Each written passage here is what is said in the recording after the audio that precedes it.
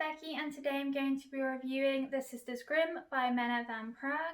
The Sisters Grimm is a YA fantasy that's heavily inspired by lots of Grimm's fairy tales, if you couldn't tell by the title, but there's a huge twist on them and I wouldn't really say it's a retelling as none of the stories really feel like a retelling. In this book, instead of being the narrator or storyteller of the book, Grimm is a demon who wants to dominate and corrupt all humans and the earth. And to do this, he has fathered an army of daughters who are his tools, as they are half human, to corrupt humanity. A bit more about the book. It follows 4 sisters who are the Dark Daughters that I mentioned before. Goldie, Lyanna, Bee and Scarlett all dreamed of Everwhere when they were younger and visited it every night in their dreams to be with their sisters in this other place. This place is always dark, full of fog, but also full of magic, and it's where they kind of grew up and learned about their powers.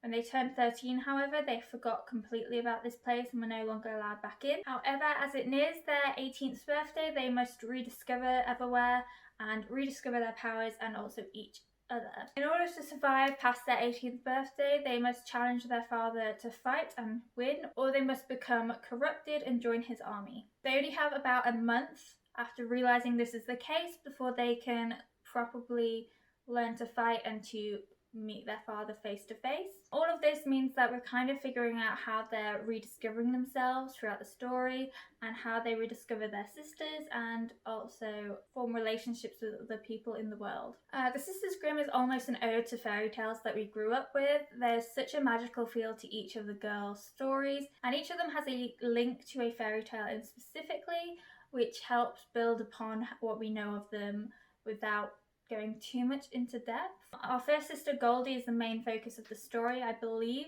She has an earth element power, she can make plants grow and survive, and she is, as her name suggests, is Goldilocks, and she is very indecisive. She's definitely focused on more than the other girls at times. She has a little brother and a backstory with that, and she also has a love interest who's very intertwined with the entire story, much more than the others were. She has a very mundane life as she works at a local hotel as she cares for her brother, and we see her kind of grow from strength to strength as she realises who she actually is and what her powers are and how she meets her sisters.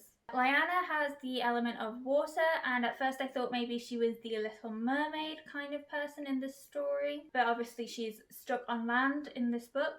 However, she is the hardest to pin down as to exactly what story she represents, as she's also an artist, which is a little bit different to her other sisters, and she writes stories about superheroes and flying and everything else. I think her story is the second most focused on after Goldie's, and I think this is mostly because I really enjoyed her backstory. Her backstory was that she lives with her aunt, and her aunt is trying to get her into an arranged marriage because they've run out of money, but she's gay and she has a girlfriend that doesn't agree with going through an arranged marriage just for the money and to live their life on the side. I found this to be really well written. There was a lot of conflict and tension, but also kind of honesty, like you understood everything that was happening. I also loved her immediate relationship with Goldie once they end up meeting, as it really is very sister-like. I also loved that whilst they had a lot of differences, Lyanna grew up in a lot more comfort than maybe Goldie did.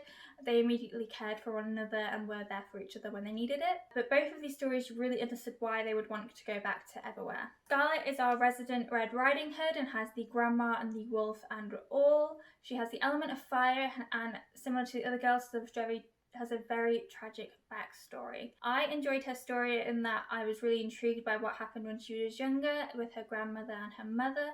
However, because her story so closely resembled Red Riding Hood at times, I felt like there wasn't enough depth and it was a lot of assumed knowledge about what she was like as a person from the original tale. And last but not least, we have Bee, who is Beauty from Beauty and the Beast. Her story very closely resembles this storyline and I really enjoyed it, but she's very different to the other girls because she grew up knowing she was a Grimm because her mother is also a Grimm. This means that she hasn't totally forgotten about Everwhere because her mother has told her, whilst there is a lot of conflict as to whether her mother is telling the truth or not, and whether she's actually believable is a different matter.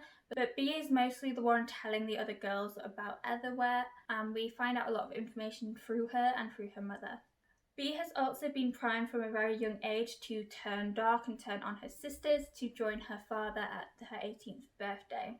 This made her, to me, one of the most interesting characters because we never quite knew what she was going to do and whether she was going to turn dark or not, because her internal monologue was very conflicted with whether she was dark or good. There was also a lot of conflict as she was trying to live up to both her parents' wishes, which I think is a very common thing for anyone to try and meet expectations. I really enjoyed that this was written in as part of the book and how both parents were wanting her to be something she wasn't. As I mentioned, Grimm is the demon in this story, and to be honest, I don't really understand why he's the villain. That's not to say that he's not a villain, he definitely is, but we just have no motivation for why he's like this, why he's doing it, other than the fact that he is just the big bad, he is evil, he is the darkness for humanity.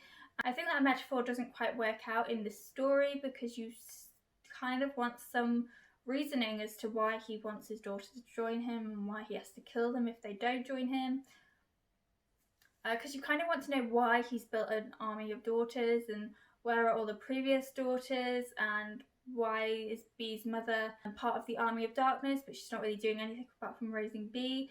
And I feel like that's quite strange. I don't quite understand what's going on.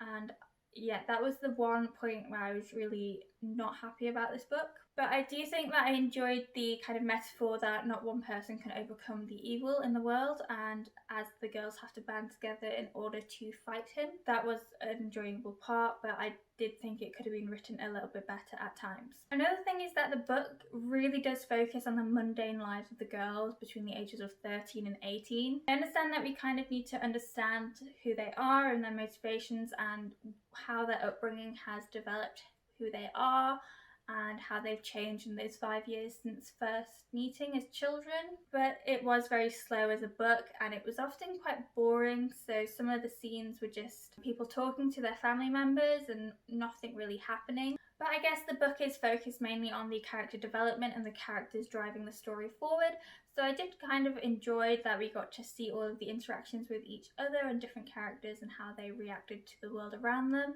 I particularly like Bee's storyline, despite the fact that it's very short, as we see her very conflicted between who she wants to be and who she's expected to be. On the other hand, I didn't enjoy maybe Scarlett's storyline as much because not a lot really happened outside of what you assume will happen. As soon as you kind of meet the wolf character, you know what's going to happen. However, I really enjoyed the book. It was set in England and it was near Oxford and also down near London for Lyanna, and I enjoyed the anticipation we had for watching these girls meet each other in real life. They were often so close to each other and there were some near misses where they were in the same room or same street, and I really enjoyed seeing this as it kind of made you want to keep reading to see when they did meet and whether they recognised each other. On top of the slowness, the book also skips between the present when they're 18 or nearly turning 18 and the past when they are children and meeting in Everwhere. I enjoyed these passages because I enjoyed exploring Everwhere and their magical powers. However, I felt like maybe sometimes it was a little bit too much. We found out a lot about Everwhere and Grimm through these tales, whereas actually I don't know if the girls would have known that in real life when they were fighting him at the end. So whether or not it was useful or not is a different story. I also don't think the switching of the time periods was bad at all, but I do think for the first few chapters I was a bit confused when it was happening, as I was assuming the girls were fully grown in the flashback chapters in Everwhere, and then I realised quite soon that that wasn't the case. Overall, I did really enjoy the book. It was very character driven, as was this review.